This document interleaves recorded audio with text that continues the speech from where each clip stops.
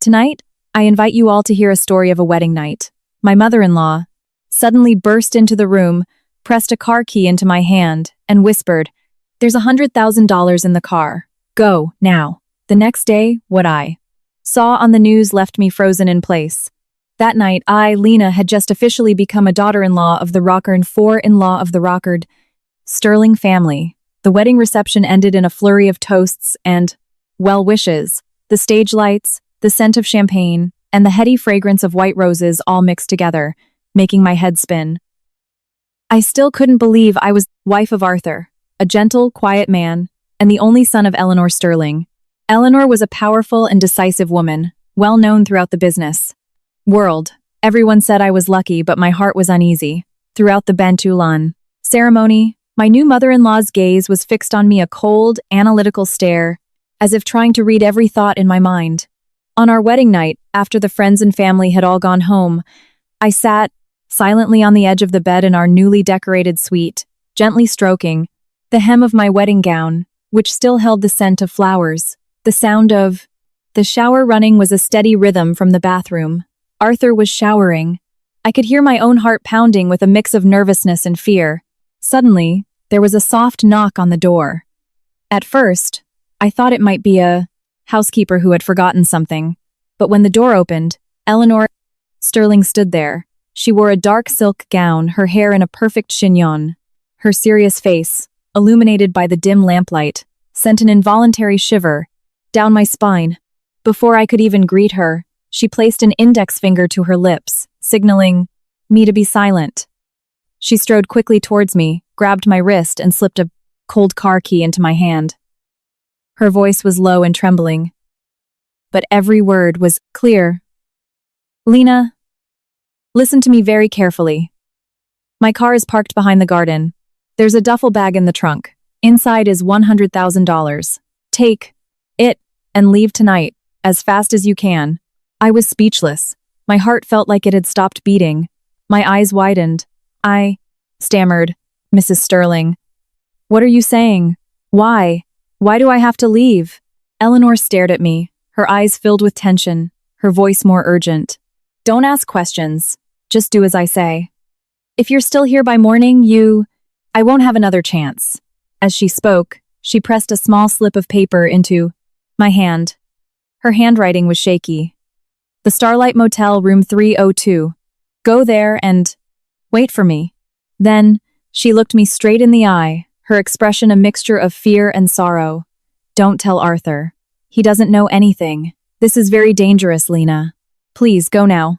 I stood there, my mind reeling, my heart racing. My mother-in-law, who had been so cold and unsmiling at the wedding just that morning, was now trembling, pressing car keys into my hand, urging me to escape as if saving someone from a cliff's edge. I didn't understand what was happening. When she left, I stared at the gleaming car key in my palm, too scared to move.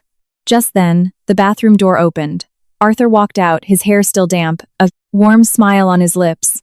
He saw me holding the key and asked, "What's that you're holding?" I flinched, clutching my hand shut, and answered awkwardly, "Oh, your mother just asked me to hold this for her." Arthur just nodded, not asking any more questions, and pulled me closer. His voice was soft. "You must be exhausted tonight. Get some sleep. We have a lot to part-as due tomorrow." I forced a smile, but my mind was in turmoil. At that moment, I didn't know who to believe. My new mother-in-law, who had just told me there was $100,000 in a car and urged me to flee into the night, or my new husband, who was holding my hand so gently, his eyes full of affection. I didn't sleep at all that night. The sound of the wind whistling through a crack in the door, a dog barking in the distance, every sound made me jump. Near dawn, I heard strange noises outside, the sound of men whispering, the clatter of metal.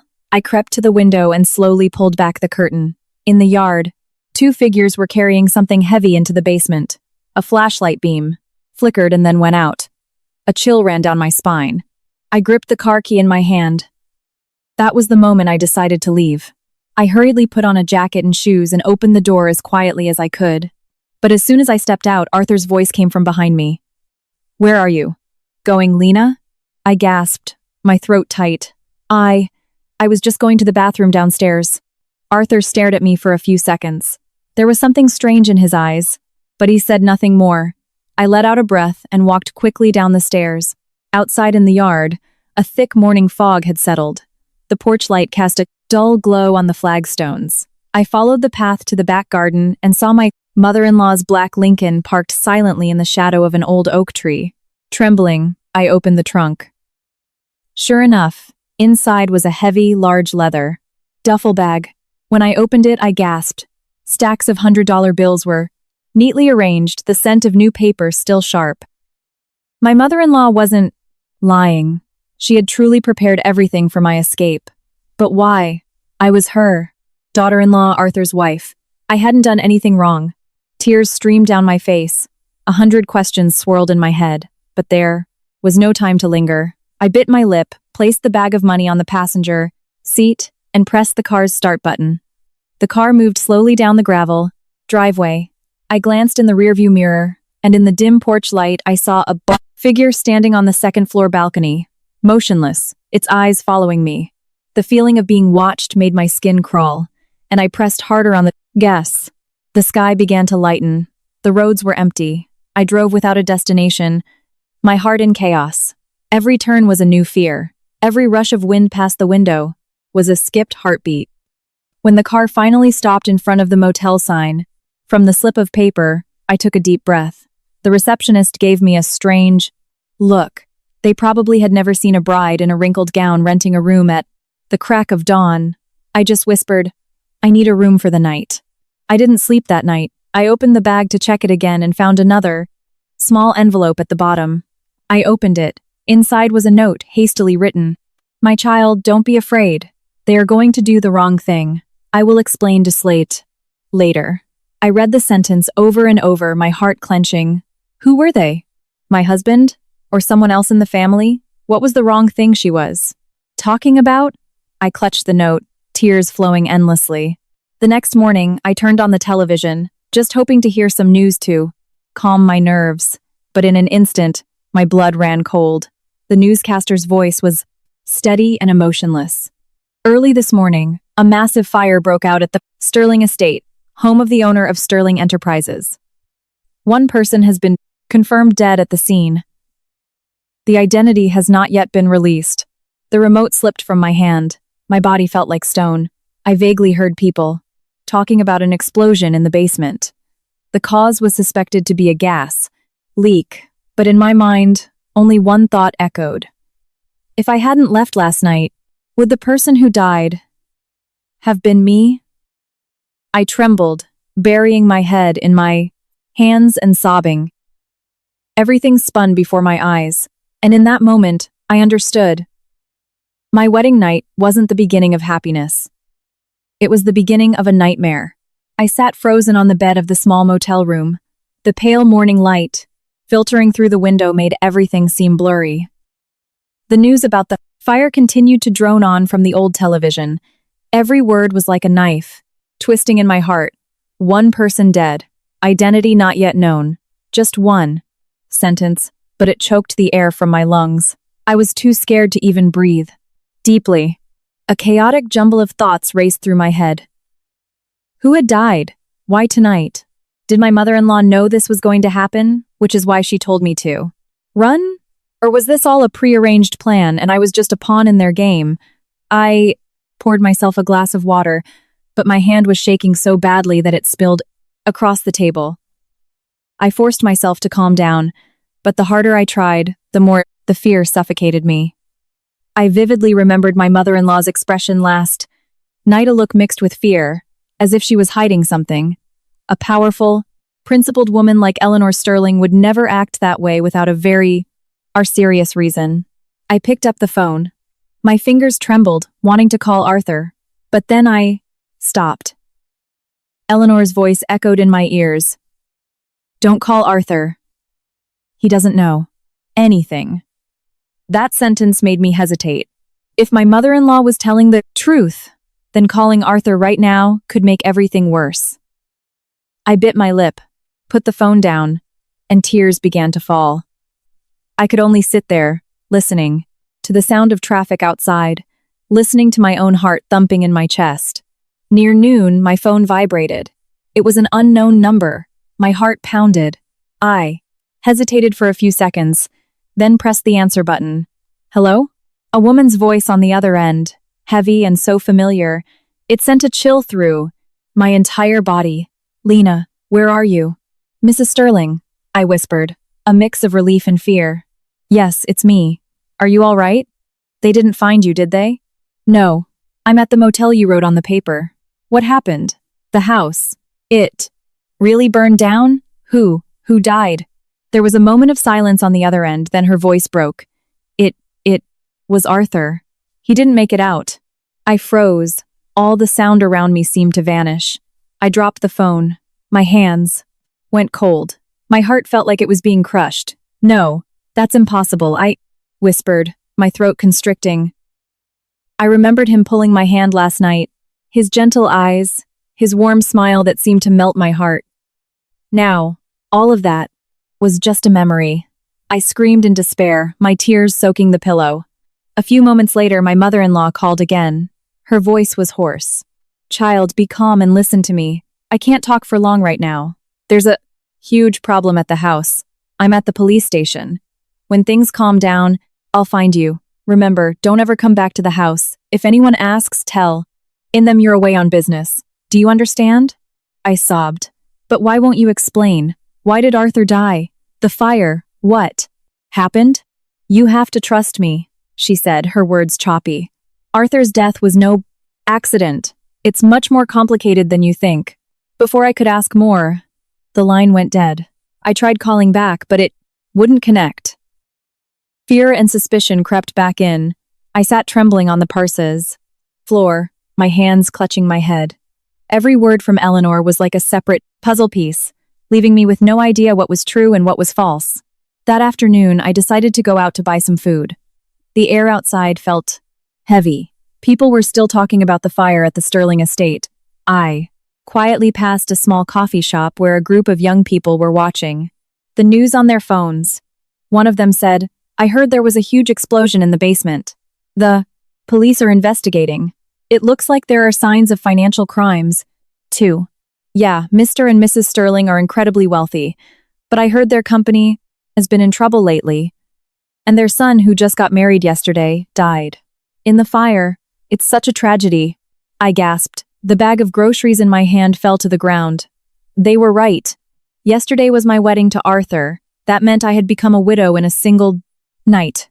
My throat tightened, and tears flowed uncontrollably. I quickly turned away, afraid someone would recognize me.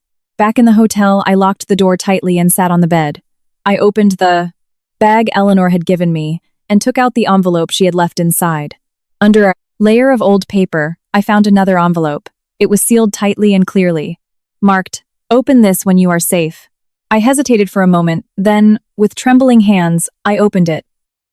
Inside were several photocopied pages filled with numbers, stamps, and signatures documents related to Sterling Enterprises, where my husband had worked.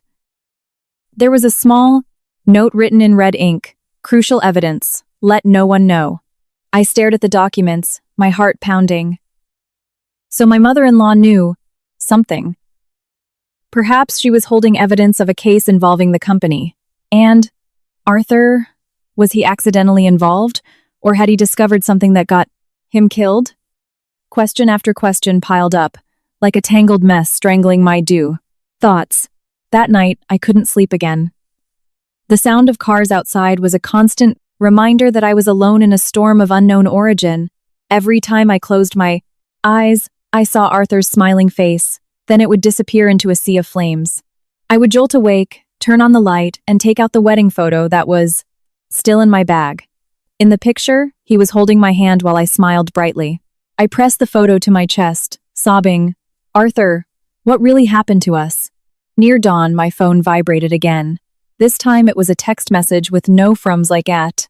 Number displayed. Just a few short words. "Trust no one. Get out of the hotel. They've found you." I gasped. My heart felt like it stopped. Who sent this message? My mother-in-law? Or someone else? I looked around. The room was silent, but a chilling feeling crept up my spine. I quickly turned off the light, pulled back the curtain, and looked outside. In the hotel parking lot, two strange men were standing beside a black car, occasionally looking up at the balconies. I started breathing heavily, my heart racing. The message, "They've found you," sounded like a thunderclap. I quickly stuffed the envelope of evidence and some cash into my bag, opened the back door of the hotel, and quietly slipped into the small alley. The sky was still foggy, and the cold wind was biting. I pulled the hood of my jacket over my head and walked as fast as I could, my heart filled with panic. I didn't know who was chasing me, nor did I know who I could trust anymore. My steps came to a halt at a small intersection where there was an early morning bus station. I saw the buses, their engines already running, ready to depart. And in that moment, I understood. From now on, I was officially a stranger with no home, no husband, and possibly carrying a secret that people would kill to. Keep silent. I took a deep breath, looked back at the street behind me, slowly being illuminated by the dim dawn light, and then got on a bus.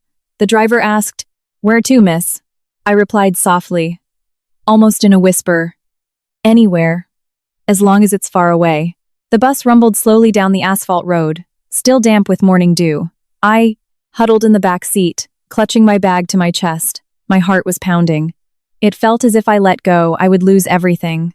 The smell of diesel, the musty scent of the old seats, and the sweat of the person next to me all mixed together, making it hard to breathe.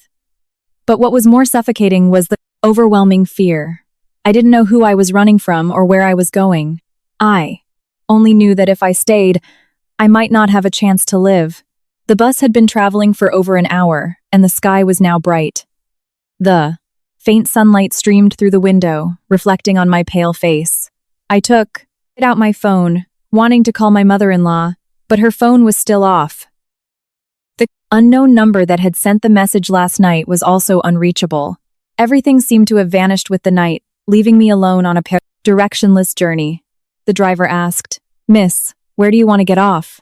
I hesitated for a few seconds, then answered randomly, "The small town of Havenwood, anywhere with a cheap motel." He glanced at me through the rearview mirror, his eyes curious, but he didn't ask any more questions. When the bus stopped, I got off with my bag. The small town was quiet and peaceful. A few vendors were setting up their stalls. The air here was so different from the city, slow and silent. I found a small motel on the side of the road called the Serenity Motel, with a faded blue sign. The owner, a woman in her 50s, looked me up and down with suspicion. But seeing how tired I was, she didn't ask many questions, just said, "The second floor is simple, but clean." I nodded, paid for 3 days in advance, and went upstairs. The small room had a window overlooking a grove of trees behind the building. I put my bag on the table, sat on the bed, and felt as if I had just escaped a disaster. But when I closed my eyes, Arthur's image reappeared, that warm smile, that voice, and then it suddenly transformed into the sound of a terrifying explosion. I jolted, awake, drenched in sweat. I opened my bag and took out the envelope of evidence Eleanor had left me. Each sheet had the red stamp of Sterling Enterprises, account statements, sales, contracts, proof of money transfers. Inside, I saw a page that clearly recorded an internal transfer to a personal account for Mr. Arthur Sterling. I froze. That was my husband's name. Was Arthur involved in something illegal at the company, or was someone deliberately framing him? I flipped through a few more pages. A copy of a power of attorney signed by Mr. Sterling, Arthur's father, transferring temporary authority to Eleanor due to health issues. Below that was a note in blue pen, forged, original in Mr. Sterling's office safe. My heart pounded, my head spun. It was clear my mother-in-law was holding documents that could bring down the entire company. If these documents got out, not just she, but the entire Sterling family would be in danger. I started to understand why she had told me to run. Maybe she was afraid I would get involved, or that someone would want to silence me. I clutched my head and asked myself, so what about Arthur? Did he die in an accident or because he had found something? The question was like a knife. constantly twisting in my heart. I wanted to believe my husband was innocent, but the more I read, the more I was afraid. The numbers, the signatures, they were all like a giant net, ready to ensnare anyone involved. That evening, I went downstairs to buy some food. The motel owner was friendlier, asking me, "Miss, are you back home visiting relatives or on business?" I gave a stiff smile. "I work far away. I wanted to stay here for a few days to find some peace." "Oh, getting away from the city is a good thing these days," she said with a warm smile. "Tonight, remember to lock your door well. There have been some strangers hanging around here the last few days." Her seemingly casual words made me flinch. I looked around, but outside there were only a few kids playing. Nothing seemed out of the ordinary. Even so, my heart felt uneasy. Night fell. The wind picked up, and the window rattled violently. I sat at the long table, staring into the darkness of the garden outside. A dog barked, then fell, silent. A bad feeling made me walk to the door, pull back the curtain, and look down. At the gate, a flashlight beam flickered on and then off. A figure in a black jacket was standing near the wall, observing the inside. I stepped back, my heart feeling like it was about to leap out of my chest. Someone was definitely watching me. I quickly turned off all the lights and hid under the covers, but I didn't dare close my eyes. All night, I clearly heard every footstep in the hallway outside, the creak of a hinge, the sound of the wind, whistling through the door crack like a warning. The next morning, when I went down to the lobby, the owner said, "Last night, some people came asking to rent a room, but I told them we were full. It was strange. They didn't leave right away. They stood outside for a while before leaving. When I asked, they said they were looking for someone named Lena, said she was a relative." My blood ran cold. I tried to stay calm and asked, "Do you remember what they looked like?" "Oh, two men, one young, one old, dressed nicely. Looked like they were from the Plaster City. Do you know them?" I gave a stiff smile and shook my head. "No, it's probably just a coincidence." The same name. I knew they had found my trail. I had only one option: get out of here. Immediately. I packed my things, took some cash from the bag, and went to the bus terminal. As I was waiting, a new message appeared on my phone. "If you still have the documents, go to the Street Francis Retreat Center and find a man named Frank. Don't trust anyone else." There was no sender's name. I clutched my phone, my heart full of suspicion. Who sent this message? My mother-in-law? Or someone else who knew the story? I was torn. But then I thought, if they really wanted to hurt me, they would have done it a long time ago. This message might be my only way out. The bus to the retreat center was about to leave. I took a deep breath and got on. Through the window, I saw two men just getting out of a taxi, looking like two men around. One of them took out his phone, seeming to look at a photo of someone. I ducked my head down, my heart pounding. The bus started moving, leaving the Lumber Bus small town behind. The scenery on both sides of the road slowly receded.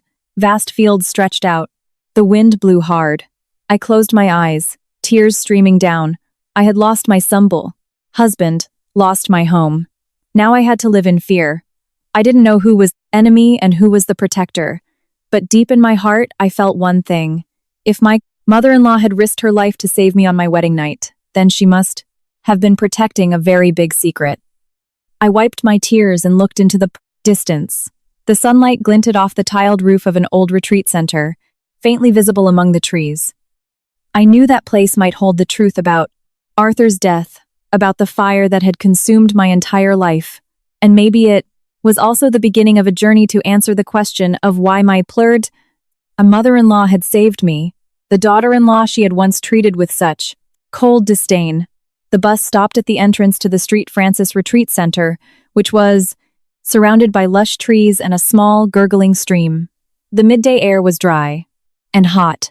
The faint scent of incense wafted on the breeze. I got off the bus, dragging my heavy bag, my heart weighed down. Despite trying to stay calm, the heart was still pounding. The message had told me to come here to meet a man named Frank, but I didn't know who he was, or if I could trust him. Every step felt like walking through a fog, a mix of hope and fear. The retreat was hidden in a small forest, ancient and serene. I passed through the main gate. The sound of the wind rustling through the prayer flags was eerie. In the courtyard, there were only a few people sweeping leaves. An old caretaker in a brown robe sat on the edge of the steps, his eyes closed as if in meditation. I looked around for someone who might be Frank, but no one paid me any attention. I hesitated for a moment, then approached the old caretaker and asked softly, "Excuse me, sir, is there someone named Frank here?" The man opened his eyes and looked at me slowly. His voice was hoarse. "There is. But which Frank are you looking for, miss?" I just received a message to meet a man named Frank at this retreat." The caretaker gave a slight smile, a smile that seemed to know more than he was, saying, "If you received that message, then go into the main chapel and wait. He will come to you." I was a little surprised but followed his instructions. In the main chapel, incense smoke spiraled upwards. I knelt and clasped my hands before a statue of Street Francis. In that moment, all the fear, loneliness, and loss washed over me, and I couldn't hold back my tears. I prayed silently, "If Arthur is still alive, please let me see him again. But if this is fate, please grant me the truth." Just as I wiped away my tears, a man's voice, deep yet warm, came from behind. "Me, Lena, right?" I turned around. Before me stood a man in his 40s, tall, with dark skin and sharp but kind eyes. He was wearing a simple shirt and holding a baseball cap. I nodded warily and asked, "Are you Frank?" He nodded slowly and lowered his voice. "That's right. Your mother-in-law sent for me. She said if you were still alive, I was to help you get out of here. Safely." I clutched my bag and took a step back. "Where is my mother-in-law? Why hasn't she called me?" Frank looked around, then pulled me behind the main altar, to a quieter spot. He spoke quickly, his voice low but urgent. "Eleanor was arrested this morning. The news hasn't hit the media yet. They're saying she was involved in embezzling assets from Sterling Enterprises and in her son's death." I was stunned, my ears ringing. "No, that's impossible. Not my mother-in-law. She would never do that. She saved me." Frank sighed, his eyes sad. "I know Eleanor is innocent, but she's taking the fall for someone else. You understand what I mean, don't you?" I looked at him confused, my head spinning. "You mean Arthur's father?" Frank was silent for a moment, then said slowly, "Arthur had discovered financial wrongdoings in the company. The person actually manipulating everything was his father, Robert Sterling. When he planned to report it, his father found out. That fire wasn't an accident. It was intentionally set to destroy the evidence." I was horrified. My legs felt like they couldn't support me. Everything in front of me blurred. I leaned against the wall, gasping for breath. So my husband was murdered." Frank nodded. He knew too much. "Eleanor received word of the plan just before it happened, which is why she saved you. She was afraid Robert Sterling would. I think you knew everything and would silence you too. She gave you the money to run, to protect you." Tears streamed down my face. I sank to the floor, sobbing. "Oh God, what about my mother-in-law now?" Frank placed a hand on my shoulder. His voice was steady. "She's taking all the blame, saying she did it to cover for her son. But without the real evidence, she'll be convicted. You're the only one who can save her, because you have those documents." I clutched my bag, my eyes filled with confusion. "But if I hand them over, will anyone believe me? I'm just a daughter-in-law, married for one day. Who's going to listen to me?" "They don't necessarily have to believe you," Frank said, his gaze distant. "The important thing is that you have to live, and you have to protect those papers. One day, the truth will come out." The wind blew, rustling the leaves of the Kaplan outer Danae trees outside. I looked up at him, and in his eyes, I saw a strange, calm conviction. I nodded, wiping away my tears. My voice trembled. "Please, help me. I know what to do anymore." Frank thought for a moment, then said, "For now, you'll come with me to a safer place. You can rest there and wait for news. When there's an opportunity, I'll find a way for you to see Eleanor." I nodded, feeling like I was grabbing onto a single blade of grass in a raging river. That afternoon, I followed him to a parking lot behind the retreat. He drove an old dusty silver sedan. We drove through vast fields, then turned onto a small dirt road leading into the hills. The wind blowing through the open window was cold, but I didn't feel as scared as before. A faint conviction was growing in my heart that my once cold mother-in-law was now the only person who had risked her life to save me from a tragedy deeper than the fire itself. When the car stopped, before me was a small house perched on the edge of a hill, surrounded by bamboo and jasmine. Frank opened the door and said gently, I can stay here. No one knows this place. I'll bring you food. If you need anything, call me at this number. He handed me a piece of paper with a phone number on it, then turned to leave. Before he left, he stopped and whispered, "Remember this, Lena. Don't trust anyone who calls your name with a familiar voice. They might not be who you think they are." I watched his silhouette disappear into the evening mist, my heart a tangled mess. I went inside the house. The room was simple but comfortable. I placed the bag of documents on the table, looking at it as if it were a ticking bomb. I knew that from this moment on, I was no longer just a fugitive. I was holding a secret that could bring down the entire Sterling family. I sat down and wrote on a small piece of paper with a trembling hand, "I will protect the truth, Mom. No matter the cost." Then I folded it and put it in my jacket pocket. The sun set slowly, its dim light catching the tops of the swaying bamboo. A new chapter of my life had begun quietly, but with a storm waiting just ahead. The first night in the house on the hill, I was restless. Outside, the wind rustled through the bamboo grove. The chirping of insects mingled with the breen, silence of the night, weighing heavily on my heart. It had only been 3 days since I had fled the Sterling estate, but it felt like a lifetime. Everything had happened so fast I hadn't had time to process it. The wedding night, the fire, Arthur's death, and then the news of my mother-in-law's arrest. In just a few dozen hours, my life had been torn apart. I no longer knew what was real and what was fake. I jolted awake and lit the stove to boil water for tea. The warm, thick aroma of the tea slowly filled the small kitchen, reminding me of afternoons at my own mother's house, where everything was so simple and peaceful. If I hadn't accepted Arthur's proposal, maybe I'd still be a regular office worker, living a simple life, uninvolved in this whirlwind of power and money. But then I remembered his gentle gaze, the sincere smile he gave me on our wedding day. Those things couldn't have been fake. I believed that in his final moments, Arthur was still the man I had once loved, whether he knew about his family's dark secrets or not. As the sun began to rise over the mountains, my phone suddenly vibrated. An mental unknown number appeared. I hesitated for a few seconds, then answered. A man's hoarse voice speaking in a hurry. "Lena, are you still there?" I immediately recognized the voice. It was Frank. I let out a sigh of relief. "Yes, I'm here. What is it?" "Listen to me carefully.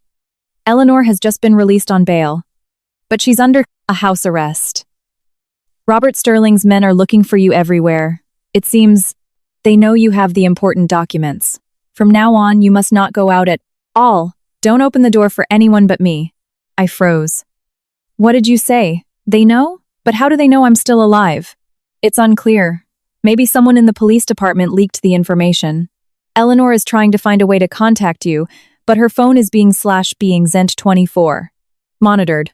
I'll pass on her message if I can." I gripped the phone tightly, my heart trembling with fear. "Frank, is it possible they'll kill me?" There was a moment of silence on the other end. Then he said slowly, "If you show yourself now, it's a possibility. The documents you're holding are enough to make a lot of people lose everything. They won't let you go." I swallowed hard, a chill running through me. Then what should I do? Keep everything safe. "I'll pick you up tomorrow night and take you to meet someone who can help." "Who is it?" "An old trusted colleague of Arthur's. He used to be an accountant at the company and knows the internal issues well. But we have to be very careful. I'm not sure he's completely clean." The call ended, leaving me in a state of anxiety. I sat silently for hours, my eyes fixed on the bag of documents on the table. Inside was the fate of an NEMA entire family. It was the evidence that could either convict or free my mother-in-law. It was the secret that could make me disappear at any moment. As evening approached, I locked the door tightly and sat by the window, looking out at the distant bamboo grove. The golden late afternoon sun filtered through the leaves, but my heart felt cold. I suddenly thought of my mother-in-law, the woman who had once scared me and then saved me from a fiery death. I remembered my first days as her daughter-in-law. She spoke little, her face always serious. I used to think she looked down on me, a girl from an ordinary family, not good enough. But now, thinking back, maybe her heart held something deeper, beyond all prejudice. Night fell, and I barely slept. The wind howled, and every cold gust seemed to pierce through the cracks in the door. I could clearly hear my own heart pounding, and even the sound of bamboo leaves rustling sounded like frightening whispers. I stayed awake until just before dawn, finally managing to close my eyes for a short while. Around midnight the next night, the sound of a car engine in the distance woke me up. My heart was pounding erratically. Heavy footsteps sounded outside the blank door. I held my breath, not daring to move. There were 3 soft knocks on the place door. The rhythm was precise. I remembered what Frank had said. If it's me, I'll knock 3 times. I ran to open the door, but not without looking through the peephole first. It was indeed Frank. "Let's go," he said quietly. "We don't have much time." I gathered the documents, stuffed them into my bag, and followed him to the car. The sky was pitch black, a thick fog blanketing everything. The mountain road was narrow and winding, and the car moved slowly with a heavy engine sound. I clutched the bag, my heart anxious. After almost an hour, the car turned onto a small road leading to an old part of town. The dim yellow streetlights shone on the gleaming asphalt. Frank stopped the car in front of a simple old house. The door opened, and a man of about 35 came out. He was tall and thin, his eyes deep and wary. Frank introduced him. "This is David, a former accountant at Sterling Enterprises who used to work under Arthur." David nodded, looking at me carefully. "I heard you're Arthur's wife. My condolences. It all happened too fast." His voice was hoarse, his eyes a little sad, but there was still something that made me hesitate. Frank said briefly, "She has the documents Eleanor wanted to keep safe. Now only you two know their true contents. David, you know what to do." David nodded and turned to me. "Miss Lena, may I see the documents? I need to verify them to figure out how to handle this." I looked at Frank and saw him give a slight, reassuring nod. I opened my bag, took out the thick stack of documents, and placed them on the table. David flipped through each page. For a moment, his eyes showed something, maybe surprise, maybe calculation. I noticed it, but didn't dare to ask. He read for a long time, then sighed. "These are copies of the original internal transactions. If these fall into the hands of the police, Robert Sterling will definitely be ruined. But you have to understand, this isn't just about financial crime. There are a lot of powerful people behind him. If we don't think this through carefully, we'll all end up dead." A chill went through me. The small room became eerily silent. Only the sound of the wall clock ticking seemed like an invisible warning. I looked at the 2 men in front of me. Both were carrying a secret too big for their shoulders. I took a deep breath and said quietly, "If I have to make a sacrifice to expose everything, I won't back down. But please help me save my mother-in-law first. She doesn't deserve to take the blame for someone else." Frank looked at me, a flicker of surprise in his eyes, then nodded slowly. "You're very brave, Lena. If Arthur were still alive, he would be proud of you." Outside, the night wind blew hard. The window rattled softly, as if signaling a new event that was about to unfold. In my heart, a burning fire had started to grow, no longer of fear, but of determination. I knew that from now on, the road ahead would be full of storms, but I couldn't turn back. The air in the small house grew thick after my declaration. David sat silently, his eyes fixed on the stack of documents as if weighing a momentous decision. Frank stood leaning against the wall, his arms crossed, his gaze directed out, the window where the streetlight cast a cold, gray glow on the pavement. The 3 of us were quiet for a long time, the only sounds being the whir of the ceiling fan and the slow, steady ticking of the wall clock. I looked at the two men. One was my savior, the other a stranger who held the key to the truth. My heart was filled with apprehension. I knew that one wrong move could cost me everything. But I also understood that if I kept running, my mother-in-law would be sacrificed in vain, and the truth of Arthur's death would be buried forever. Frank broke the silence, his voice deep and raspy. These documents can't stay here for long. No matter how well we hide them, Robert Sterling's people will find out sooner or later. They have money, power, and connections within the Mate police force. David nodded slowly. I agree. But if we release them now, not only Eleanor, but Miss Lena will also be in danger. She's the only survivor of the fire and the one holding the documents. Anyone would suspect her of being involved. Hearing that, my heart sank. Then what should we do? We can't keep them hidden, but releasing them is dangerous.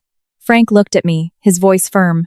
We need to find someone credible enough to hand them over to, someone with status, who can protect you, and at the same time, force the police to take the case seriously. I frowned. But who could do that? In this world, people fear power more than they respect justice. David was quiet for a moment, then said slowly, There is one person, but I'm not sure he'll agree. He's Eleanor's brother, Captain Mike Sullivan. He's currently a police captain for the state. He cut ties with the family years ago, due to disagreements with Robert Sterling. If Lena could meet him, things might be different. The name Captain Sullivan made my heart stir. I vaguely remembered Eleanor mentioning a brother who was a police officer during the wedding, but her tone had clearly indicated a distance between them. I looked at David, my voice soft, but certain. If that's the only way, I'll try it. Even if he detests the family, I believe he still has feelings for his sister. Frank nodded, a hint of hope in his eyes. All right, I'll arrange a car to take you tomorrow morning. But this won't be easy, Lena. Captain Sullivan is a private man and is likely being watched. One mistake, and you'll be exposed. I pressed my lips together, my eyes resolute. I understand, but I have no other choice. That night I barely slept. In the small room, the dim yellow light illuminated my weary face in a clouded mirror. I looked at myself, seeing a stranger, swollen eyes, pale face, disheveled hair. But deep within those eyes, I realized something was slowly changing. The weakness was receding, making way for determination. I knew if I gave up now, my mother-in-law would have no one left to save her, and Arthur's soul would never rest in peace. Early the next morning, Frank and I left the house. He drove the old car down the deserted highway. A white morning mist veiled the landscape. I sat in the Ford back seat, clutching the bag of documents to my chest. Every time we passed a police checkpoint, I held my breath, my heart pounding. But thankfully, no one paid us any mind. After nearly 4 hours, the car stopped in front of a gate to an old residential complex on the edge of a forest. Frank turned and said quietly, This is Captain Sullivan's house. You go in alone. I can't come with you. I might be followed. You need to be very calm. Tell him the truth. Don't hide anything. I nodded, opened the door, and got out. The air here was damp, a mix of dry leaves and cooking smoke. I walked slowly to a faded brown wooden door, took a deep breath, and knocked gently. A moment later, the door opened. A middle-aged woman with a kind face appeared. She looked at me closely. Who are you looking for? I answered softly. I'm looking for Captain Sullivan. I'm Lena Eleanor, Sterling's daughter-in-law. The woman gasped for a moment, then her eyes softened. Please, come in. My husband is inside. I entered the modest, simple house, a stark contrast to the luxury of the Prostive Sterling estate. In the middle of the room, a tall, thin man with graying hair was sitting reading a newspaper. When he saw me, he looked up, his eyes sharp and deep. You're Lena? I lowered my head, my voice choked. Yes, sir. My mother-in-law asked me to find you. She's in trouble. I'm begging you to help her. He put down the newspaper and stared at me intently. Help her? Do you have any idea what my sister has done? How could a smart woman like her end up in this mess? No, sir, I sobbed. My mother-in-law is innocent. I have proof. If you see it, you'll understand. Trembling, I opened my bag and laid the stack of documents on the table. Captain. Sullivan picked them up, flipping through each page. His expression slowly grew, serious. After nearly half an hour, he put them down and sighed heavily. I had my suspicions, but I never imagined it was this bad. I looked at him, tears streaming down my face. Sir, please help her. I know who else to trust. Captain Sullivan stared at me for a long time, then gave a slow nod. All right, I'll review the fire case files and investigate everything again, but you need to disappear after today. If Robert Sterling finds out you came to me, no one will be able to protect you. I was speechless, only able to bow my head in thanks. When I left his house, the sun was shining brightly on the dusty street. I turned back to look at the small house, my heart a mix of relief and fear. I knew that from this moment on, the wheels of fate had started turning, and nothing could stop them. I walked quickly to the car where Frank was waiting. He asked, "Is everything okay?" I nodded, my voice trembling. He believes me, but I have to disappear. Frank gently gripped my shoulder, his eyes serious. Then we've truly begun. Lena, they won't let you go easily. I stared into the distance. The road ahead was a blur in the sunlight. But I knew I couldn't turn back. In my heart, the fire of truth had been ignited. And, even if it meant sacrificing my life, I would keep moving forward. Frank's car left the small town in silence. I sat in the back, my eyes still, fixed on the rearview mirror where Captain Sullivan's old house slowly faded into the thin mist. I wasn't sure if what I felt was relief or fear. I had handed everything over to a man who dared to face the truth. But at the same time, it meant I had just lit the fuse on a long-dormant bomb. On the long drive, the wind whistled through the window, carrying the scent of grass and burning hay. Frank remained as calm as ever, his hands steady on the clutity wheel, his eyes focused. I looked outside, my mind in turmoil. It felt like there was a way out, but my gut told me these quiet days were just the prelude to a coming storm. As dusk approached, the car pulled into a roadside diner. Frank turned off the engine, turned around and said, "Let's stop here for a bit. I need to make a call." I nodded, got out, and sat at an old wooden table. The owner, a thin, friendly woman, brought us 2 glasses of iced tea. I thanked her and sat in silence, my gaze fixed on the fields in the distance. The sun was setting slowly, a deep red orb sinking behind the mountains.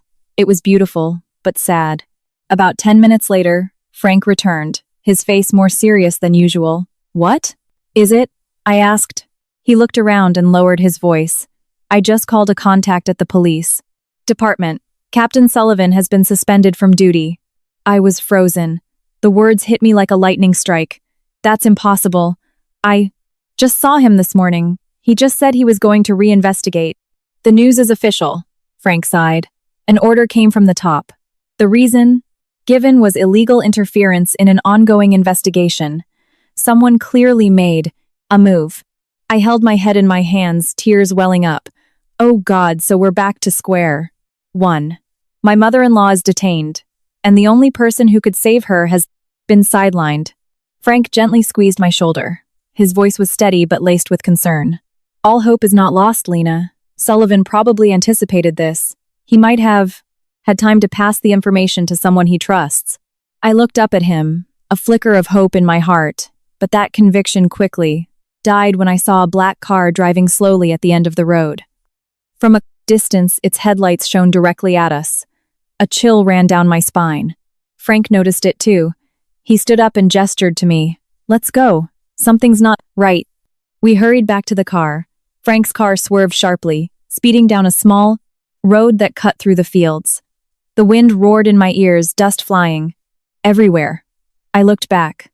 The black car was still following us, its headlights flashing like a predator hunting its prey. "Frank, who are they?" "Robert Sterling's men," he replied, his eyes glued to the road. "I suspect they've been watching you ever since you went to Sullivan's house." I gripped the back of the seat, my heart pounding. The car shook violently as it turned onto a small incline. The lights behind us were still in relentless pursuit. Frank gritted his teeth and steered in another direction, onto a dirt path leading into a thin forest. "Hold on tight," he yelled. Before I could react, the car slid on a patch of mud. There was a loud thud, and the car came to a stop, smoke billowing from the front. Frank, breathing heavily, said, "Quick, it's not going anywhere. Get out and follow me." I threw open the door and scrambled out into the darkness. The sound of the other car's engine was getting closer. We both ran through the forest. The wind howled in my ears and tree branches whipped at my face, stinging. My heart felt like it was going to burst. Every step was a step into pitch-black darkness. I didn't know where we could hide. I only knew that stopping meant death. After running a good distance, Frank pulled me to a stop beside a large boulder, near a small, flowing creek. He was panting as he said softly, "They won't see us for now. You stay here. I'm going back to check the situation." I grabbed his hand. "Don't go. There are too many of them. How can you face them? Alone?" Frank looked at me, his eyes filled with a strange mix of determination and sympathy. "I promised Eleanor I would protect you. But now there's only one way. You have to trust me. Down this creek, there's a path that leads to the next village. Just follow it. Don't turn back. No matter what you hear, don't stop. Understand?" I sobbed, clutching his hand tightly. "What about you?" He gave a faint smile, his voice hoarse.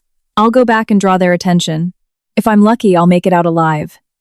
After saying that, he turned and left, his tall figure slowly disappearing into the forest's darkness. I collapsed beside the creek, my heart a tangled mess. The cold water on my skin shocked me. I looked down at my reflection in the water, my eyes filled with despair. But then I remembered my promise to my mother-in-law. I remembered Arthur's gaze on our wedding night. I couldn't give up. I stood up, gritted my teeth, and stepped into the shallow creek. The water was knee-deep, the path winding and slippery, but I kept moving in the darkness. From the distance, I heard the sound of a car engine, then shouting, then a gunshot. I gasped, my heart stopping for a beat. "Frank," I whispered, tears streaming down my face. I wanted to turn back, but his voice seemed to echo in my ears. "Don't stop, Lena. You have to live." I clenched my fists and kept walking, my tears mixing with the cold creek water. Above, the dim moonlight illuminated the path and my drenched face. I know where I was going. I only knew that every step I took now was a step for two other people, my mother-in-law and Arthur. The forest wind blew hard, carrying the scent of dry leaves and moisture. I walked in silence until I saw a faint light in the distance, maybe a small house. My steps slowed, a mix of relief and fear. I took a deep breath, wiped my tears, and told myself, I have to live. I have to keep going. That night, amidst the thick fog and the whispers of the forest, I walked towards that faint light, carrying an indescribable pain in my heart and a fragile belief that no matter how big the storm, the truth would eventually find its way back to the light. The faint light in the dark of night made my heart tremble, as if I had just seen a sliver of hope in a chasm of despair. I slowed my pace, trying to listen for any human sounds, but there was nothing besides the wind rustling through the trees and the chirping of crickets. My shoes were soaked, caked with thick mud, and every step felt heavy. I gently placed a hand on my chest, feeling my heart pound. I didn't know what had happened to Frank, or if the gunshot I heard was a warning or the end for the man who had risked his life to save me. Tears welled up again, but I didn't dare to cry out loud, just bit my lip and kept walking. The house slowly came into view. It was a small wooden cabin, hidden at the edge of the forest, with a thatched roof and smoke curling gently from its chimney. In the dim moonlight, I could vaguely see a figure tending a fire.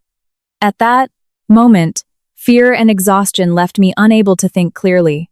I could only approach, my voice trembling as I called out, "Is anyone there? Please, help me." The person inside the house turned in surprise. It was an old man, a monk, thin, with white hair, but his eyes were bright and kind. He looked at me for a pleased moment, then put down the firewood. His voice was raspy. "Miss, who are you? And why are you lost in the forest in the middle of the night?" I tried to choke back my sobs and answered haltingly, I'm being chased. Please, just let me stay for one night." Hearing that, the monk's eyes softened. He nodded and opened the door. Come in. No one will find you here. But you're soaked. Take off your jacket and dry it by the fire so you don't get sick. I gratefully entered. The warmth from the fire spread through me, making my whole body shake from both the cold and emotion. The cabin was simple but tidy, with a bamboo bed, a small table, and a few old pieces of furniture. I looked around. Everything seemed so peaceful, a peace that had long been absent from my life. The old monk gave me a towel. Just rest. We'll figure things out in the morning. I sat by the fireplace, my eyes fixed on the blazing fire. The scent of smoke, mixed with burning wood, soothed my heart. All the fear and exhaustion seemed to culminate in that moment. I told him part of my story, saying only that I was being wronged and was running from bad people, not daring to mention any names or details. He didn't ask many questions, just quietly stoked the fire and then said softly, "Miss, sometimes in life, one cannot choose every path they take, but they can choose how to walk it so as not to have regrets. If you have overcome fear, then you must keep moving forward to the end." His words were calm but profound, as if touching the weakest point in my heart. I lowered my head, tears dripping silently. Since the fire, I had been running, living in fear. I hadn't had a single moment of peace, but his words made me realize I wasn't just running away. I was seeking justice for the people I loved.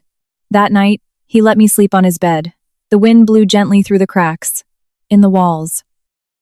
I lay there, listening to the crackling firewood and the monk's soft cough from the kitchen. In a light sleep, I saw my mother-in-law's image appear.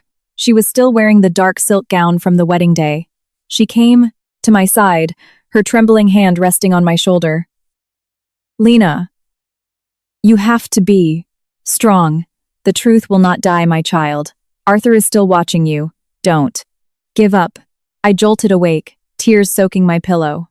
Outside, the sky was just beginning to lighten. Dim light filtered through the leaves, illuminating the bamboo roof. I got up and saw the old monk boiling water. He turned and smiled kindly. "You're awake? Have a cup of tea to warm yourself." I accepted it, thanking him with a choked voice. "Sir, I don't know how to thank you.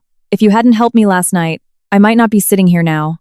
He just waved his hand gently, his eyes kind. "Considerate fate. But from what you told me last night, I sense your troubles are not small. What will you do next?" I gripped the teacup tightly, my voice low. "I can't stop. I have to find a way to clear my mother-in-law's name, and my husband's too. But now I have no one left to trust."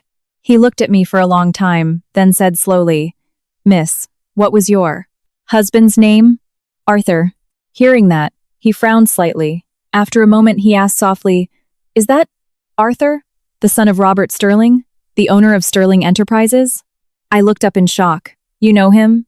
The old monk sighed, his gaze distant. "I used to work as a security guard at that company a few years ago. Arthur was a kind person, always helping his colleagues. I quit when the company went through a major upheaval. Even then, I saw many things that weren't right." His words made me gasp. "Can you tell me more?" "When I worked there, I saw trucks moving goods at night several times without any shipping manifests. Arthur once questioned a manager about it. After that, he got a harsh scolding from his father. I heard he planned to report it to the higher-ups, but then he stopped. I suspect his death was not so simple." I was trembling, my hands clutching the hem of my shirt. All the pieces of the puzzle were slowly coming together. Arthur had discovered his father's wrongdoings, planned to report them, but was stopped. The fire might not have been to kill me, but to kill him, the one who knew the secret. And my mother-in-law, knowing this, had risked her life to save me, so that at least one person from that house would be alive to reveal the truth. I sobbed, a mix of pity for my husband and sorrow for my mother-in-law. The old monk just sat there and sighed. "Miss, if that's the case, the path you're on will be very dangerous. But if you have taken on this mission, then do not be afraid. A righteous person will never be alone forever." That sentence felt like a promise. I bowed my head in thanks, a small conviction blooming in my heart. When I left, he slipped a small piece of paper into my hand. Go to the Central Market and find a man named Sam who sells cigarettes at the corner stall. Tell him I sent you. He will help you. I clutched the paper tightly. The morning sun slowly illuminated the trees. I looked at the winding dirt road that circled the forest, my heart filled with determination. I knew that every person I met, every step I took, was bringing me closer to the truth. And even if what lay ahead was danger or darkness, I would not stop. Because behind me were all the wrongs that needed to be righted, and my husband's soul waiting to rest in peace. I left the old monk's cabin that morning with a deep sense of gratitude. The damp dirt road was still covered in morning dew, the sun faintly visible behind the old trees. With every step, I glanced back to see the monk standing on his porch, leaning on his staff, his kind eyes hiding an unspoken worry. I knew he didn't ask who I was and didn't need to know. He was simply a good person in this world, helping a lost soul find a little human warmth. I walked the path to the Central Market. It was a small, bustling market filled with vendors and shoppers. The smells of salted fish, flowers, and earth mixed together, making me feel both suffocated and nostalgic. I pulled my hood down, low, trying to hide my gaunt face. In my hand was the note from the monk, with the shaky handwriting, "Find Sam, the cigarette seller at the corner of the market." I wandered for nearly half the morning before I saw a stooped man in his 60s Palladian R, sitting behind a small stall with a few packs of cigarettes and an old radio. I approached and said softly, "Sir, are you Sam?" The old man from the forest sent me with a message. The man looked up, his sharp eyes glinting behind blurry glasses. He didn't answer right away, just glanced around, then said quietly, "Follow me, don't say anything." I was startled but followed him. We went down a small alley behind the market and turned into an old corrugated metal garage hidden in the alley. Inside was quiet, with just a wooden table and a few small chairs. He locked the door. Before turning to face me, his voice became very serious. "You're Lena, right? Eleanor's daughter-in-law?" I was shocked, my heart pounding. How? How did you know?" Sam looked at me, his eyes filled with deep sympathy. "Eleanor saved my life. Years ago when I was a driver for Sterling Enterprises. While she was detained, someone sent a letter asking me to help you if I could. The letter said that if a young woman named Lena came to me one day, I was to protect her at all costs." Hearing that, my throat tightened, and tears streamed down my face. "My mother-in-law, is she okay?" They said she was detained. Sam nodded. "She's being held at the old villa. No one is allowed in. But I know. She still has ways of sending messages out. That letter reached me the same day. You disappeared." It seems she had prepared for everything from the start. Trembling, I placed my bag on the table. Inside, here are the documents she entrusted to me. I don't know what to do with them. I'm just afraid it will all be exposed if I wait too long. Sam opened it, looked through the contents, and nodded. "This is proof of money. Laundering and illegal asset transfers overseas. If this gets out, Robert Sterling will be finished. But you know, miss, disturbing him means disturbing the people behind him too." I lowered my head, my voice choked. "I know, but if I do nothing, my husband and my mother-in-law will continue to be slandered. I can't bear it." He looked at me for a long time, then said softly, "You have great courage. Lena, Eleanor didn't choose the wrong daughter-in-law." He stood up, pulled back, a curtain covering a doorway, and from a cabinet, he took out an old phone. "Listen carefully. Tonight, you need to go to the old city park by the river. Someone will be waiting for you there. They are a group of independent, investigative journalists that Captain Sullivan used to support. Before he was suspended, he sent them the entire case file.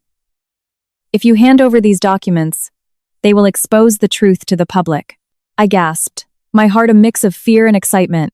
But what if they can't be trusted? Sam looked me straight in the eye. "No one in this situation can be fully trusted. But if you don't dare to take the risk, all of Eleanor's efforts will be for nothing." I was silent for a long time, then gave a slow nod. "I'll go." That afternoon, it suddenly started to rain. I sat inside the old garage, listening to the heavy downpour on the roof. Sam lit a stove to boil water, and The smell of smoke filled the room. He looked at me, his gaze distant. Eleanor. Used to be a tough person, didn't trust anyone easily. But when she talked about you, she said one thing. That girl may be gentle, but once she stands up, nothing can knock her down. I hope she was right. That sentence struck a chord in my heart. I stared at the blazing fire as tears continued to fall. I knew there was no turning back on the path I had chosen, but deep down, I no longer felt the fear I had before. When the sun set, I put on my jacket and a hat, holding the bag of files as Sam had instructed. He walked me to the door and whispered, "Don't bring your phone. If anyone calls your name outside the park, don't answer. They will recognize you with a code phrase. The man in the picture is still awake. When you hear that, you can safely hand over the files. Go, and remember, don't look back." I nodded and stepped out into the rain. The cold water hit my shoulders, but I didn't feel cold. My heart felt like it was on fire. The sound of the rain muffled my footsteps, making everything seem blurry, like a dream in the middle of reality. When I arrived at the park, the dim lights shone on the glistening surface of the parquet, the water. I stood hidden behind a tree, waiting. The rain was still falling, and the cold wind whipped at my face. Time seemed to stand still. A few moments later, a figure approached. It was a man in a long raincoat, his face obscured by a hat. His voice was deep and flat. "The man in the picture is still awake." I clutched the bag and gave a slight nod, my voice trembling. "Then please wake them up." He took the bag, nodded slowly, and turned to leave, disappearing into the rain, as if he had never been there. I stood silently in the cold, damp air, raindrops mixing with tears on my face. A feeling of emptiness washed over me, a mix of fear and relief. I knew that from that moment, all the secrets had been set in motion. What was hidden behind the fire, behind the lies, would soon be revealed. But at the same time, I also understood that from now on, I would no longer be an ordinary woman. I had touched the line between life and death, and, behind me, there were surely people who would not let me live in peace. I turned and walked into the rain. In my heart, I prayed that Frank was still alive, that my mother-in-law would soon be free, and that I would still have the courage to face the storm to come. The rain continued to fall hard all night, as if the sky itself was sharing my limusdana. Sorrow. I walked alone on a deserted street, cold raindrops hitting my face, but my thoughts were colder than the rain outside. I had just handed over the bag of documents to a stranger in the park. It could be my salvation, or it could be a mistake that would rob me of any chance to save my mother-in-law. But either way, I couldn't turn back. I walked along the riverbank, the dim streetlights illuminating the murky water. With every step, I could clearly hear my own heart pounding in my chest. Suddenly, from behind came the sound of a car engine. I spun around in shock. A familiar black car was approaching, its headlights shining directly at me. Terrified, I darted into a small side street. The car's tires screeched on the car's mode. Wet pavement, followed by the sound of a door opening and closing, and then hurried footsteps. "Miss Lena, stop," a man's voice, deep and cold. I didn't stop. I kept running. My feet slipped on the wet ground, my heart felt like it was going to explode. But as I turned a corner, a hand gripped my shoulder tightly, pulling me back. I struggled, screaming, "Let go! Who are you?" To grab me? The man held me firmly. His voice was quiet. "Lena, it's me, Frank." I froze, looking up to see Frank's face, drenched with rain, but his eyes still resolute. I broke down, sobbing, tears and rain mixing on my face. "Oh God, I thought you were dead." He pressed his lips together, his eyes dim. I was only lightly injured. Luckily, some locals helped me get away. I followed your trail from the forest to here. "Lena, who did you just meet in the park?" I looked at him, my voice trembling. "It was the person sent to get the documents. He used the code phrase Sam told me. I already gave them to him." Frank frowned. "He was alone?" "Yes, I didn't see anyone else." He clenched his fists, his face worried. "This is very wrong. I just heard that the real group of journalists was arrested this afternoon. They never came to the park." His words left me numb. My ears were ringing and all sound seemed to disappear. I trembled, stumbling backward, stammering. What did you say? Then who did I give the files to? Frank gripped my shoulders tightly. Probably Robert Sterling's men. They were watching you. They knew the plan. Now all the evidence is in their hands. I staggered and collapsed onto the cold pavement, my hands gripping the ground. So, all of Mom's efforts, your efforts, it was all for nothing. Frank bent down and helped me up, his voice full of pity. Not necessarily. They may have the files, but they don't have the primary witness. You're still the key. They will do everything to silence you. But as long as you're alive, the truth still has a chance to come out. I looked at him, my tears mixing with the rain, and shivered. What do I do now? They won't let me live in peace. Frank looked around and said, Quick, we have to get out of here. I know an old friend who works in the media who can help us get the story out. But we have to go tonight. Otherwise, they'll find you by morning. I nodded. There was no more time for fear. We got in the car and drove through. The thick rain. The wind battered the windshield. But inside the car, there was a heavy silence. I looked out at the passing shadows of trees, feeling like I was running on the border between life and death. After nearly 2 hours, the car stopped in front of a small house by the beach. The waves crashed, and the sea wind carried a biting moisture. Frank opened the door and said, You rest here. I'll contact my friend. If we can get to a TV station, we can release Eleanor's information publicly. But remember, don't open the door for anyone who comes. I nodded. Frank's gaze felt like my only anchor in the darkness of the night. When he left, I sat by the window, looking out at the sea. The rain had stopped, leaving only the steady sound of the waves. The moonlight was faint on the water's surface. That dim light suddenly reminded me of my mother-in-law's words, on my wedding night, if anything happens, run towards the light. You will live, I cried. Despite all the danger I had been through, deep down I still believed she had never abandoned me. Maybe she too was fighting silently, just like me, in that locked house.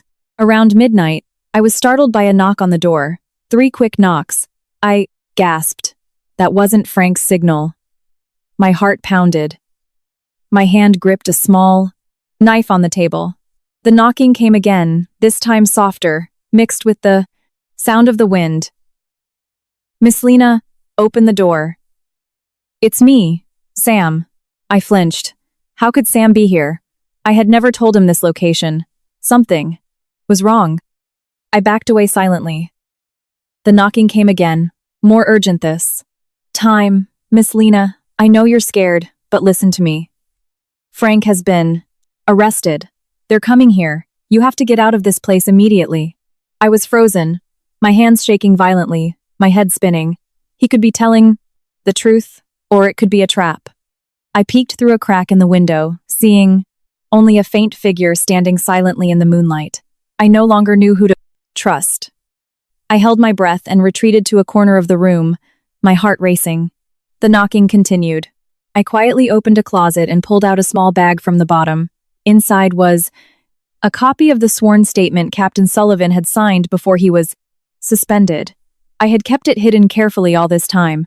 Maybe this was my last. I hope. I looked out at the sea. The moon was high, and the waves crashed one after another, as if urging me on.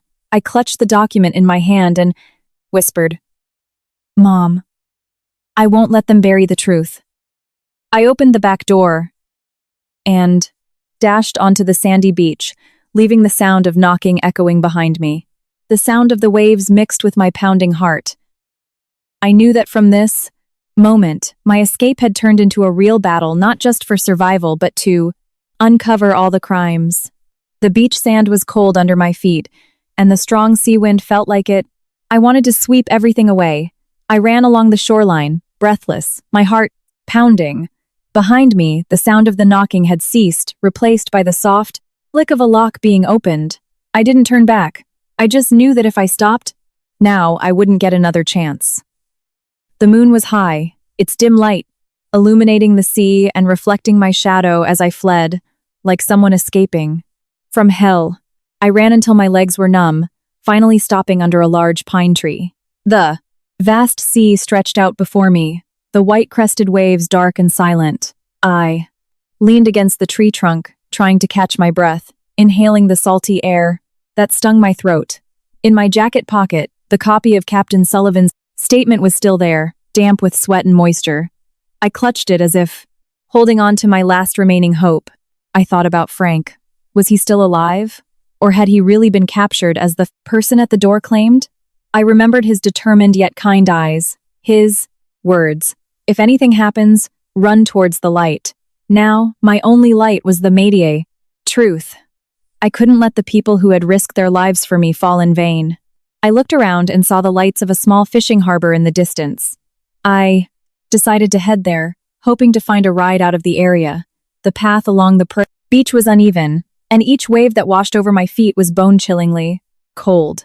Every step felt heavy, as if I were carrying the sorrows of my mother-in-law and the soul of my husband. When I reached the harbor, there were only a few boats tied up. A man was mending a net under the dim light of an oil lamp. I approached him and asked, my voice trembling, "Sir, excuse me, are any boats going out to sea?" The man looked up, his face weathered by the sun, his voice hoarse. "It's too dangerous to go out now. Where are you in such a hurry to go, miss?" I hesitated, then answered quietly, "I need to leave immediately, as far away from here as possible. I will pay." He looked at me for a long time, then gave a slow nod. "All right, I'm going out. With my 2 sons just fishing near the shore. If you come along, you'll have to rough it. There's no proper seating." I bowed my head, thanking him profusely. A few minutes later, the boat set off, its engine rumbling. I huddled at the edge of the boat, the wind whipping at my face, the sea spray salty and cold. The night was dark, with only the sound of the waves and my own heartbeat. In that moment, I realized I had truly severed all ties with my past, my fear, and my old self. The boat had been moving for a while when the wind picked up.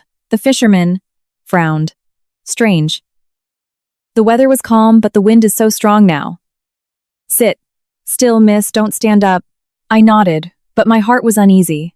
Suddenly, from the distance, I heard another engine sound, growing louder, roaring through the waves and wind. Our small boat rocked. The fisherman looked up and muttered, "There's a ship sailing this close," in the middle of the night. I turned around. A bright white spotlight swept across the water. A large ship was approaching, heading straight for us. My heart leaped into my throat. Had they found me? I panicked, gripping the side of the boat. The fisherman quickly shouted, "Get down!" The waves crashed loudly. The large ship passed less than 100 yards from us. I caught a glimpse of the large letters on its hull. Van. Logistics. I was frozen. They had really found me, even out here. I didn't understand how, but they were definitely hunting me. The large ship didn't stop, but its spotlight scanned the area before moving on. I gasped for breath, my body shaking violently. When the ship slowly disappeared, the fisherman looked at me, his eyes searching. They were looking for you, weren't they? I was silent, then gave a slight nod. He didn't ask any more questions, just sighed. Someone on the run who dares to get on a boat must have a big problem on their hands. I don't know who you are, miss, but I believe God doesn't close all doors for anyone. I'll take you to the other side, to an old village. There's a monastery there. The head monk is a very kind man. You can stay there for a few days. I was so moved I could barely speak, just bowed my head in thanks. The wind was still blowing, but my heart softened. Even though the world was cruel, there were still people like him, ordinary but kind-hearted, who gave me faith that there was still light in the darkness. When the boat docked, the sky was beginning to lighten. I got off, my legs weak, my clothes dirty and sandy. Before me was a small monastery at the foot of a plodode mountain, incense smoke curling up slowly. I walked slowly, my heart filled with emotion. The head monk was an old man with a kind face and bright eyes. He looked at me for a moment, then said slowly, "Did you come here seeking shelter or seeking answers?" I was taken aback and bowed my head, my voice choked. I just want to find justice for my family, but the further I go, the smaller and more helpless I feel. The monk smiled, his voice warm. "No one is insignificant when it comes to the truth. My child, the truth can be buried, but it cannot be killed. If you maintain a righteous heart, then even if the whole world turns against you, a path will open up. I was transfixed. Every word he said was like a stream of light piercing my weary heart. I clasped my hands, tears flowing. Sir, I have lost everything. My husband is dead, my mother is detained, and the person who helped me is missing. I don't know what to hold on to anymore. The monk nodded slowly, his gaze distant. You still have your faith, that is the last thing that has kept you alive until now. Stay here for a few days, calm your mind, and then think about your next step. I nodded.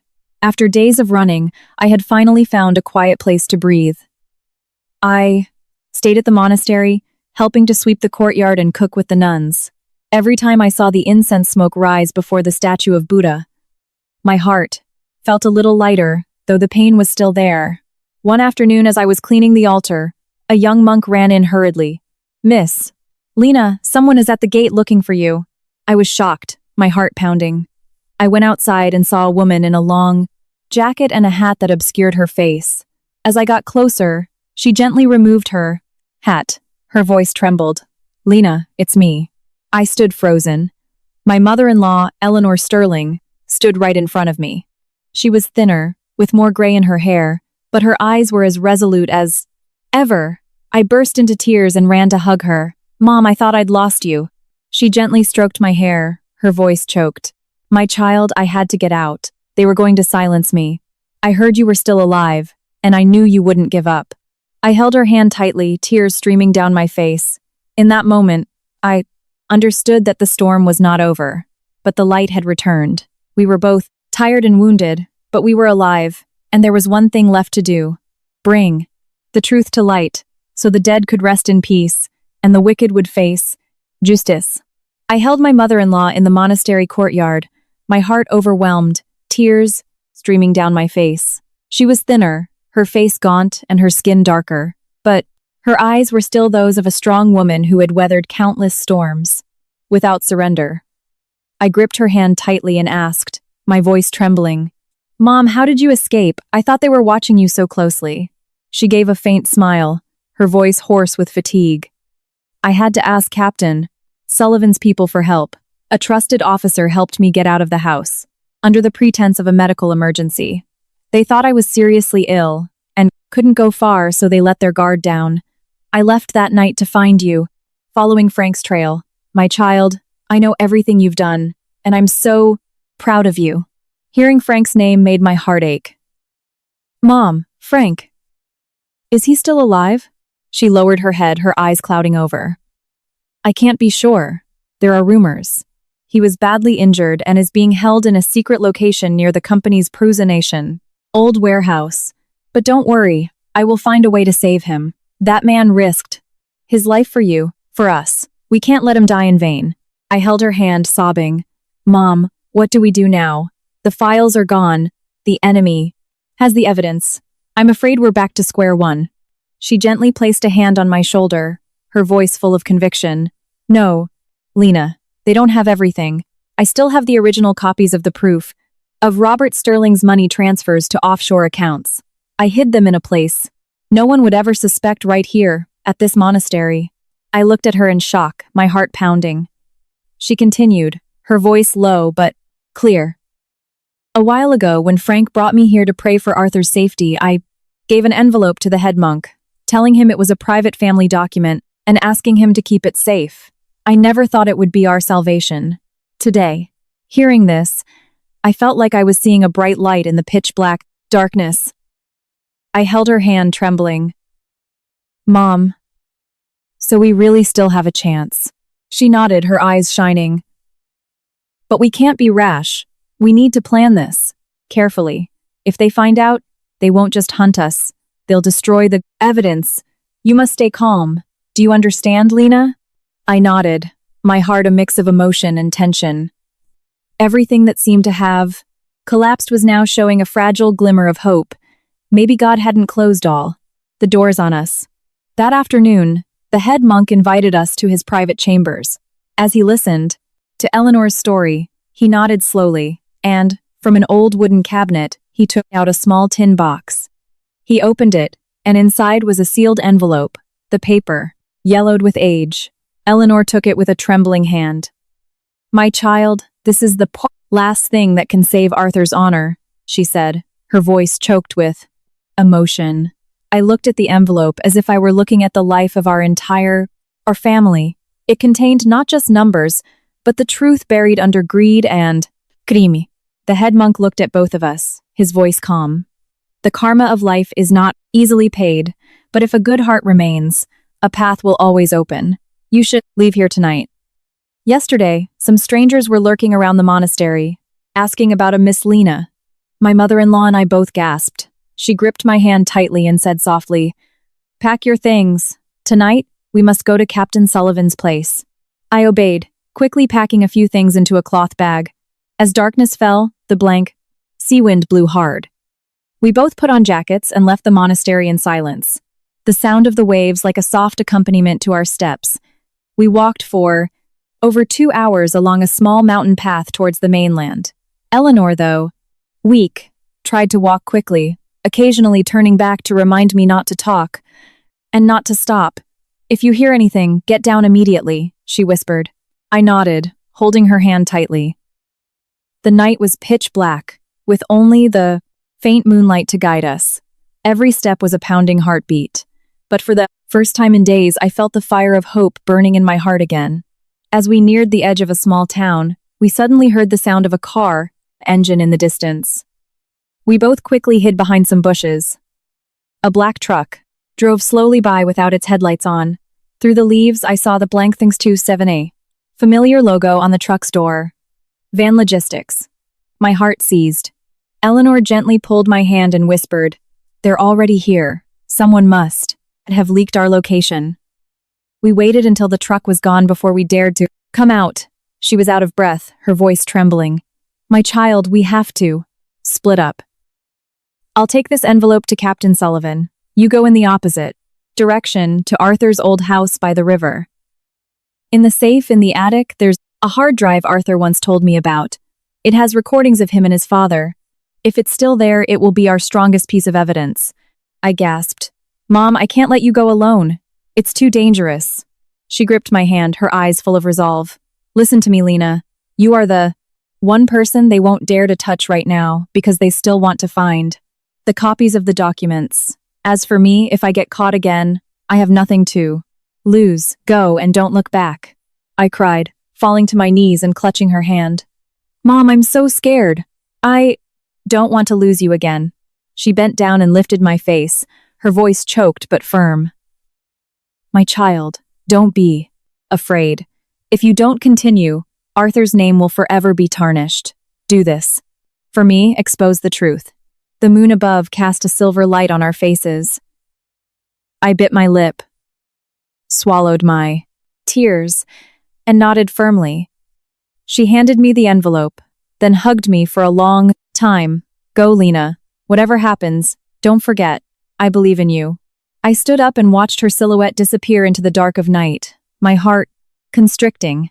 Every gust of sea wind was a piercing cold, but my heart was burning. I knew that from this moment our fates were sealed. One of us was walking towards the light, the other into the darkness, but both of us had the same goal, to restore justice. I clutched the envelope, took a deep breath, and turned in the opposite direction. The road ahead was long, but I was no longer afraid, because now I was no longer the innocent bride from that wedding night. I was Lena, the bearer of a mission to uncover evil, protect the honor of the Prente, ones I loved, and restore justice for the brave mother-in-law who had risked her life to save me. The night wind howled through the rows of pine trees, carrying the dampness and sharp, salty smell of the sea. I walked in silence, my bare feet on the cold sand, each step heavy with the weight of the past and the present. In my hand, the envelope Eleanor had just given me was still warm, though I knew it held something that could make many people tremble in fear. The road to Arthur's old house was long and arduous, a place where I would have to confront bitter memories, but also the only place that still held the truth. The dim moonlight shone on the white-crested waves crashing on the shore. I remembered the look in my mother's eyes as she said goodbye, resolute, yet hiding a deep fear. She had gone alone, drawing the danger towards herself so that I could have a chance to make the final move. I had to succeed, not for myself, but for Arthur, for her, and for Frank, whose fate was still unknown. As morning approached, I arrived at the old residential area where Arthur's house stood at the end of a small street, surrounded by a lush hibiscus hedge. The iron gate was rusted, the paint peeling, but everything was still the same. I stood there for a moment, my heart aching as memories flooded back. The nights we had sat on the porch, Arthur smiling warmly, holding my hand as we talked about the future. Now I was the only one returning, carrying an indescribable pain. I pushed open the door and went inside. Everything was covered in dust and felt cold. The house was silent, except for the sound of the wind whistling through a creaking window. I went up to the attic where Arthur used to work. The small room still had his old wooden desk and bookshelf. I looked for the safe in the corner of the wall, my heart pounding. The lock was rusted, but I clearly remembered a spare key hidden under the wedding photo on his desk. With a fast-in, trembling hand, I lifted the picture frame. Sure enough, the key was still there. The lock opened with a soft click. I opened the safe. Inside were a few old files in a metal box. When I opened it, my heart felt like it stopped beating. Inside the box was a silver hard drive and a small note in Arthur's handwriting. If you're reading this, it means everything has changed. Believe me, the truth always has a price. I trembled, clutching the hard drive to my chest, tears streaming uncontrollably. Arthur, you knew everything from the beginning. You prepared everything so that I could continue this journey for you. I connected the hard drive to the old computer in the room. The screen lit up. The drive contained a series of audio files, numbered by date. I opened one to them. Arthur's voice was clear and heavy, but filled with tension. Dad, I can't keep doing this. I don't want to trade other people's lives for money. If you continue, I will report it to the authorities. In the background, another man's voice, cold and firm. You don't understand. This isn't just about our family. It's connected to people you never want to cross. Don't be a fool. The sound of a fist hitting a desk, and then the file ended. I was frozen. All my suspicions had become reality. Arthur had discovered his father's crimes and had been silenced for it. I opened several other files, listening to every conversation, every internally recorded phone call between Robert Sterling and his associates. Every word was like a knife twisting in my heart. I cried as I carefully copied the data to a small USB drive and tucked it into my jacket pocket. This was the final proof. It was Arthur's voice. It was his soul left behind to clear my mother-in-law's name. Suddenly, I heard a soft noise outside the door. I quickly shut down the computer and hid behind a cabinet. The downstairs door opened, followed by footsteps. Someone had entered the house. I held my breath. The heavy footsteps slowly approached, then stopped right at the bottom of the stairs. A man's cold voice called out, "Miss Lena, I know you're in here. Come down. Don't make me be rough." I recognized the voice. It was David, the accountant. He had been at Arthur's funeral, his eyes filled with suspicion. I bit my lip, my hand trembling as I grabbed a paper knife from the desk. He started climbing the stairs, his shoes making a steady rhythm. Just as he reached the top step, I suddenly threw a glass bottle onto the floor. The sound of shattering glass was loud. He turned in surprise. I dashed downstairs, slipped out the back door, and ran. "Get her!" his voice shouted behind me. I fled into a small alley. It was still dark, but I didn't look back. My heart was pounding. My breath caught in my throat. I ran through the alley to the main road, jumped into a waiting taxi, and said breathlessly, "Mister, please, take me to the bus terminal. It's urgent." The driver gave me a suspicious look, but seeing my panic, he nodded and sped off into the night. I clutched the pocket where the USB drive was, my last lifeline. Behind me, the faint sound of pursuing vehicles could still be heard. I closed my eyes and told myself, "Don't give up. Arthur, Mom, everyone is waiting for me." When the taxi stopped at the terminal, the sky was just beginning to lighten. I watched the sun slowly rise over the sea, its bright rays seeming to pierce through the thick fog. I understood that although the road was still long, I had reached the point of no return. I would find Captain Sullivan. I would hand over everything I had left.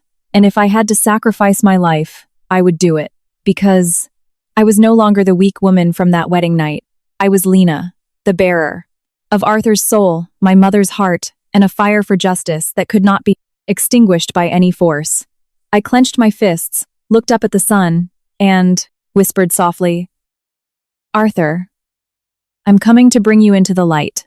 Dear listeners and beloved friends, thus, the tearful and persevering journey of Lena and Eleanor has come to an end. This is a story not only of conspiracy and loss, but also of courage, family bonds, and trust in humanity amidst life's storms. If this story has touched your heart, if every word and every detail has resonated with you, then that is the greatest joy for us, the creators of this channel. A sincere thank you to all of you who have listened, accompanied, and shared in the emotions with us. Every like, every comment, and every subscription from you is a source of motivation for us to continue bringing you more profound and moving human stories. If you enjoy heartfelt stories about family, marriage, and life, please don't forget to hit the like button to support the channel. Subscribe so you don't miss new story episodes every day.